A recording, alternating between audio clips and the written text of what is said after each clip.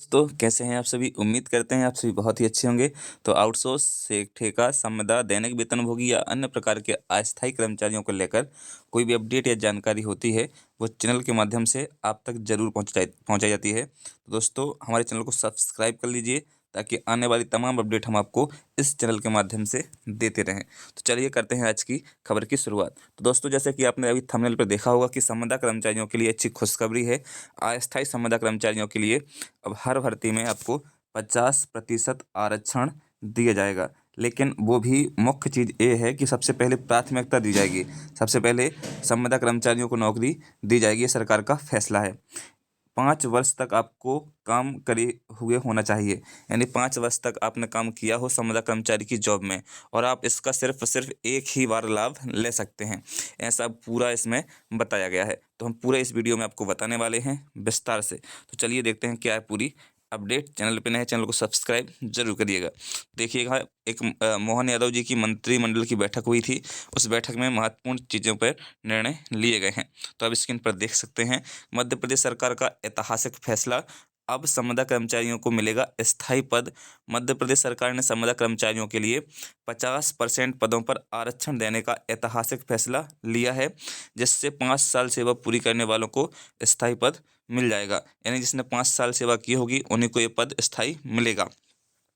मध्य प्रदेश सरकार ने संविदा कर्मचारियों को खुश करने वाला फैसला लिया है। राज्य के महिला और बाल विकास विभाग में होने वाली सीधी भर्ती में 50% पदों पर संविदा कर्मचारियों को प्राथमिकता दी जाएगी। यानी अभी एक वैकेंसी निकली है महिला एंड बाल विकास। यदि आप संविदा कर्मचारी है तो आप इसका फॉर्म फिल कर सकते हैं। ऐसा भी नहीं है कि आप किसी भी विभाग में संविदा कर्मचारी की पोस्ट पर हो, जरूरी नहीं कि आप महिला बाल विकास में ही हो। आप स्कूल शिक्षा विभाग में हो, आप स्वास्थ्य विभाग में हो, आप बिजली विभाग में हो, यानी आप तमाम कोई भी डिपार्टमेंट में आपने संविदा के पद पर काम किया हो, आप इसमें फॉर्म फिल कर सकते हैं। यह लाभ उन संविदा कर्मचारियों को मिलेगा जिन्होंने कम से कम 5 साल तक, यानी 5 सालों तक सरकारी सेवा की हो। यानी उन्हीं को एक लाभ मिलने वाला है जिसने 5 साल तक संविदा कर्मचारी के पद पर नौकरी में काम किया हो। आप मेरी बात को स्पष्ट समझ पा रहे होंगे कि 5 साल तक आपको काम करना होगा। इस निर्णय के बाद से संविदा कर्मचारियों के बीच खुशी की लहर दौड़ गई है, क्योंकि उन्हें अब स्थायी पदों पर आरक्षण मिलेगा। इसके लिए तृतीय श्रेणी लिपिकीय सेवा भर्ती नियम 2009 में संशोधन किया गया है, जो संविदा कर्मचारियों के लिए नया अवसर सुनिश्चित करेगा। इस कदम से कर्मचारियों को स्थायी नौकरियों में मौका मिलेगा और कई नई शर्तें भी जोड़ी गई हैं, है ना। तो कई चीज़ें इस इसमें बताई गई हैं। राज्य सरकार ने नियमों में संशोधन करने हेतु एक शर्त भी जोड़ी है। अब संविदा कर्मचारियों को यह लाभ केवल एक बार ही मिलेगा। तो दोस्तों एक शर्त भी है, यदि आपको संविदा कर्मचारी की पोस्ट से आपको परमानेंट किया जाता है या आपको परमानेंट नौकरी मिलती है तो आपको सिर्फ इसका एक बार ही लाभ मिलेगा, अन्य दूसरी बार लाभ नहीं मिलेगा। मतलब एक यदि आपने कोई टेस्ट का या फॉर्म भरा, यानी महिला बाल विकास का फॉर्म भरा, आपका किसी पोस्ट पर चयन होगा आरक्षण के थ्रू। हो जाने के बाद आप सोचें कि हम अन्य किसी विभागों में फॉर्म डालें तो आपको संविदा कर्मचारी का फिर लाभ नहीं मिलेगा। यानी लाभ आपको सिर्फ और सिर्फ एक बार ही मिलने वाला है। यदि किसी कर्मचारी ने 5 साल की सेवा पूरी करने के बाद किसी विभाग में स्थायी नौकरी पा ली है तो वह दोबारा इस आरक्षण का लाभ नहीं उठा सकेगा। इसके साथ ही 50% आरक्षण का निर्धारण इस आधार पर होगा कि सीधी भर्ती में कुल कितने पद खाली हैं और कितने संविदा कर्मचारियों ने 5 साल की सेवा पूरी की है। यह संपूर्ण प्रक्रिया पूरी तरह से पारदर्शी और निष्पक्ष होगी, यानी यहाँ पर कोई धांधली का वो विकल्प नहीं उठ पाएगा। लेकिन देखते हैं अब आगे चल के इसमें होने वाला क्या है। हमारे आउटसोर्स अस्थायी कर्मचारियों को भी इस प्रकार का लाभ मिले तो सरकार एक बहुत अच्छा या ऐतिहासिक फैसला सरकार का कहा जाएगा। लेकिन फिलहाल तो इस संविदा कर्मचारियों की बारी चल रही है। तो बता दें कि संविदा कर्मचारियों के लिए एक और राहत भरी खबर है। यदि किसी को सेवा काल के दौरान कुछ समय के लिए पद से हटा दिया गया हो तो भी उसका 5 साल की सेवा का हिसाब माना जाएगा।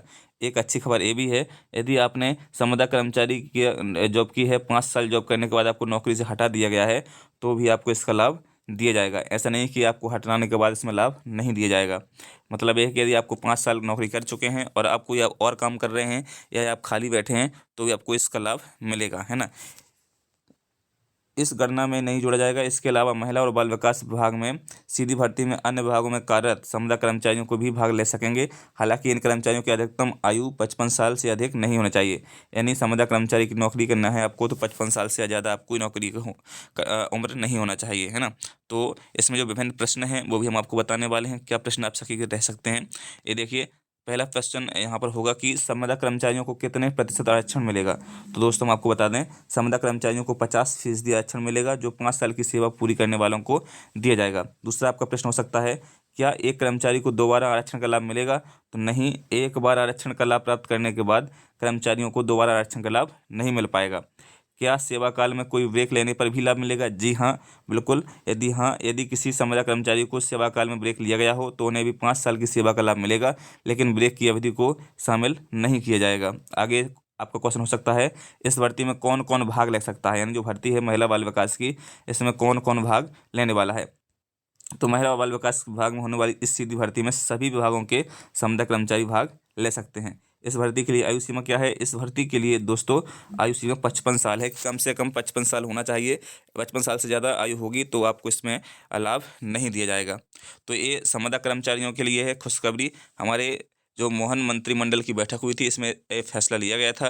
वर्तमान में यदि आप संविदा कर्मचारी हैं, 5 साल की सेवा अवधि पूरी कर चुके हैं, आपकी उम्र 55 साल से अधिक नहीं है, तो आप महिला बाल विकास का भी फॉर्म फिल हो रहे थे, उसमें फॉर्म डाल सकते थे। तो दोस्तों ये बहुत ही अच्छी अपडेट थी हमारे संविदा कर्मचारियों के लिए। और हम सरकार से निवेदन करते हैं, आग्रह करते हैं कि जो आपने वचन पत्र में आपने कहा था वो हमारे आउटसोर्स अस्थायी कर्मचारियों को भी संविदा कर्मचारियों का लाभ दिया जाए। तो दोस्तों ये हमारी निवेदन है सरकार से भी, और आप सभी से कि इस मुद्दे को बिल्कुल हाईलाइट बनाए रखें, क्योंकि जो वचन पत्र में या जो मोदी की गारंटी का जो पत्र आया था विधानसभा चुनाव में, उसमें हमारे आउटसोर्स कर्मचारियों के लिए भी एक जो है वादा किया गया था कि हम आउटसोर्स कर्मचारियों को केंद्र के समान वेतन और संविदा कर्मचारियों का लाभ देंगे। तो इसकी भी आप सभी से अनुरोध है कि आप सभी इसको भी हाईलाइट करते रहें और मुद्दे को बनाते रहें। तो चलिए दोस्तों, मिलते हैं नए वीडियो में नई अपडेट के साथ। जय हिंद, जय भारत, टेक केयर।